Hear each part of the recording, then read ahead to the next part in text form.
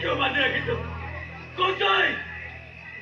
পাপ পুণ্য হিচাপ কৰিবলৈ ওপৰত এজন আছে চিত্ৰগুপ্ত তলত এই কামটো কৰিবলৈ মানুহ নাছিল সেয়ে এই দায়িত্ব মই লৈছো এই ৰ বুলি কৈছো নহ'লে মই তোক এতিয়াই খুলিয়াম বৰ বেয়া সময়ত আহিলি তই বাঘে যেতিয়া চিকাৰ কৰে তেতিয়া তাক বাধা দিব নাপায় কাৰণ বাঘৰ লক্ষ্য যদি সলনি হয়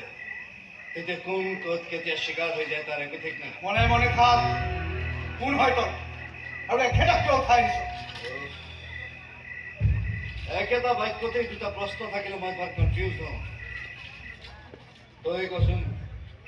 কোনটো প্ৰশ্নৰ উত্তৰ আগতে দিওঁ মই কোন ইয়াক কিয় উঠাই লৈ আহিছো এটাৰো উত্তৰ এতিয়া দিব নালাগে কাৰণ মই তোক এতিয়াই থানালৈ লৈ যাম আৰু তাতে বহি তোৰ প্ৰশ্নৰ উত্তৰবোৰ ভালদৰে শুনি বল তই মোক এনেকৈ লগ ধৰিছ যেন তই মোক আইচক্ৰীম খুৱাবলৈ নিবি কিন্তু মই আইচক্ৰীম খাই বেয়া পাওঁ দোষ গতিকে মোৰ আজি তোৰ লগত যোৱা নহ'ব কিন্তু তই এতিয়া ভালে ভালে ইয়াৰ পৰা গুচি যোৱা ভাল কাৰণ তোৰ ঘৰত তোৰ দেউতা আছে মা আছে দুজনী ভনী আছে পৰিবাৰ আছে দুটা বাচ্চা আছে আৰু এগৰাকী বিধৱা পেহীও নাই জানো এই কোন হয় তই আৰু মোৰ বিষয়ে ইমান কেনেকৈ জান মোহন কুমাৰ কলকাতা মই চব জানো আৰু অকল তোৰ বিষয়ে নহয়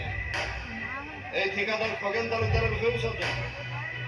আৰু সেইকাৰণে তাক উঠাই লৈ আহিছোঁ ইয়ালৈ এনেকৈ মাৰিবলৈ তোৰ যদি চাবলৈ মন আছে চা আৰু যদি মানুহ কথা চাবলৈ ভয় লাগে তেনেহ'লে যা মনে মনে থাক কোন হয় তই অন্নজা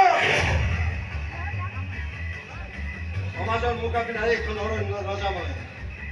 এই সমাজখনে হানি খুচি ৰাঙনি কৰা এটা বাঘ মই আৰু এতিয়া সকলোৱে বাঘৰ মতে হ'ব লাগিব মোক বাধা দিবলৈ চেষ্টা নকৰিবি নহ'লে নহ'লে মই তোক এতিয়াই খুলিয়াম লৈ যা বুলি কৈছো লৈ যা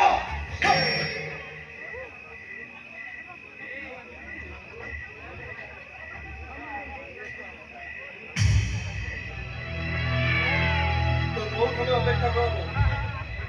কিন্তু এতিয়া তই যাবগৈ লাগে এই পৃথিৱীত তোৰ যি কৰিবলগীয়া আছিল তই কৰে নেকি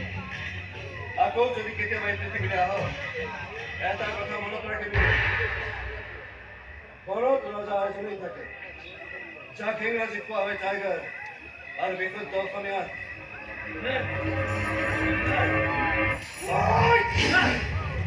বন ৰজা